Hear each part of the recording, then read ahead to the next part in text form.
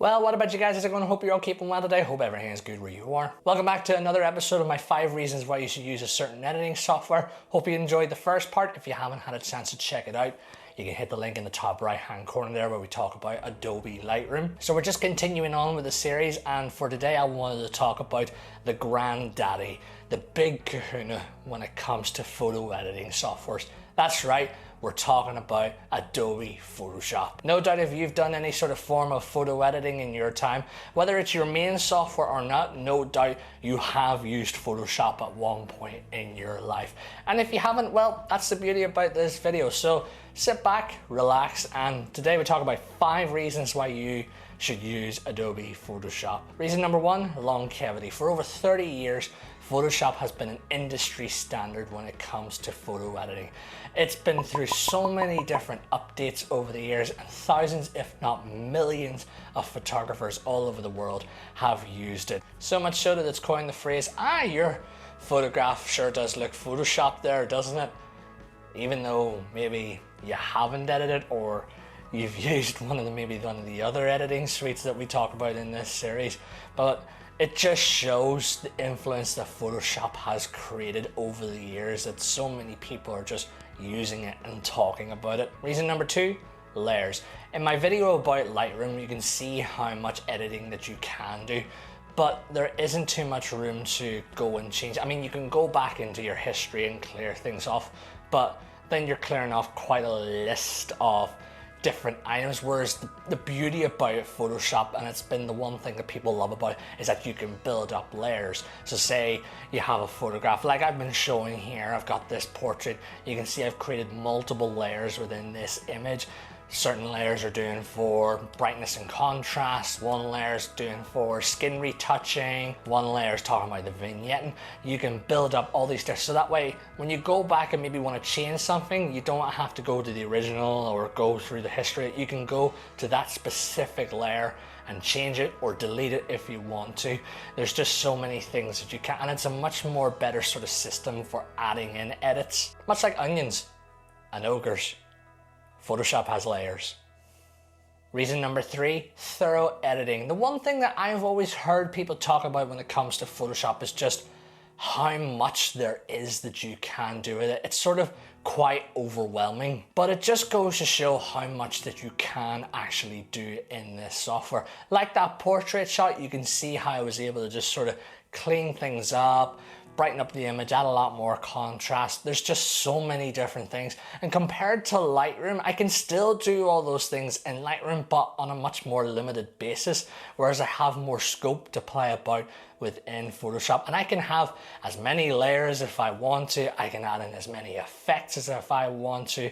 I can do so much to this photograph that I couldn't do in maybe a lot of other sort of softwares. Rather than keeping it basic, there's just so much. So it can be a little overwhelming, Photoshop, but that's the beauty about playing about with software. That's where the fun comes in. That's how you learn, is just by taking a random image and then just seeing what each thing does. I've used Photoshop for over 10 years now, and I only know probably about 30% of it. The rest of it I don't even use or have never used. So don't feel too overwhelmed. Just find some of the things that work the best for you and then work around it, and then start bringing it into your editing style, because then that will really get you understanding Photoshop a lot more. Reason number 4, it's not just for photos. So you can actually do things like graphic design and all on this software. It's not as good as being on the likes of InDesign or Affinity Designer or anything like that, but that's where Photoshop actually started off on, is that it was a graphic design software before evolved into a photo editing suite. But if you are wanting to start off into the likes of any sort of graphic work or anything, well, Photoshop is certainly a good place to start, because you can still do a lot of sort of graphics, or a lot of digital artists would also use Photoshop for drawing all their designs. Then as you keep moving on into how you work your graphic designs, you can then evolve into using InDesign, where you have a much more better room for vector work here. But don't just think that Photoshop, it's talking about photos in the name, is just all about photos. No, you can do just so much more. Create banners, create looks for your website or anything. The world is your oyster, and it just sort of essentially joins up all the things that we've talked about, using the likes of the layers, thorough editing here and there.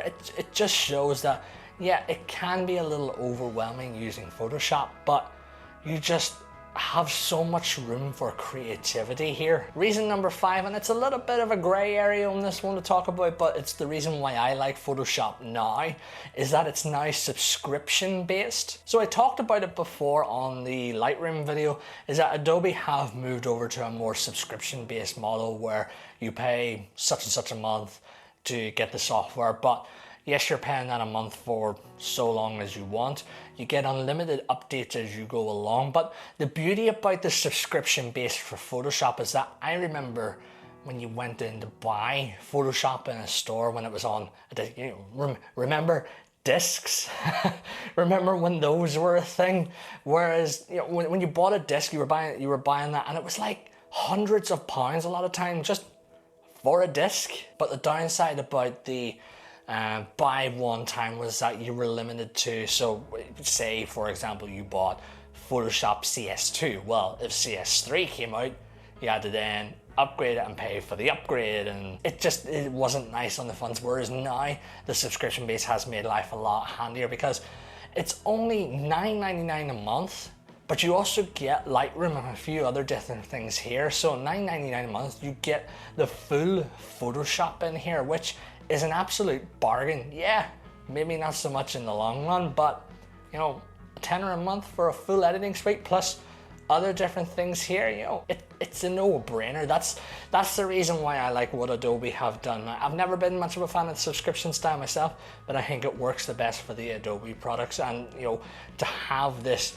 really high-end, heavy-duty editing software that is only £10 a month just makes it so much more handier. But of course, if you don't feel like going subscription, or if you even don't feel like going for full Photoshop, well, the beauty is that there is actually a basic version of Photoshop out there. It's known as Photoshop Elements, where it's the same idea, but it's a lot more easier to work around. So it's handier if you're only starting off into photo editing.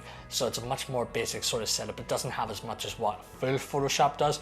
And I mean, a lot of times you probably might find Elements is anywhere between £80 to £100 a lot of times, depending on where you shop. But with all these things considered, you can see why Photoshop is an industry-leading standard photo editing suite, why so many photographers use it.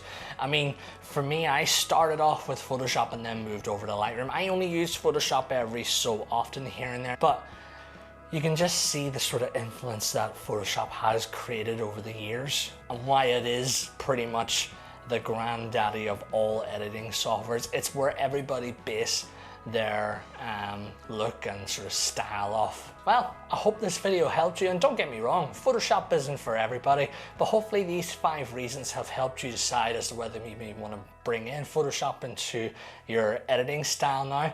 If it is, or if you use it already, well, let me know in the comments down below. Let me know some of your thoughts. Let me know as well as to why you like Photoshop too. What's the reasons why you use it as a whole? And of course, don't be afraid to like, share, subscribe, and hit that wee bell icon so that you can stay up to date with future videos.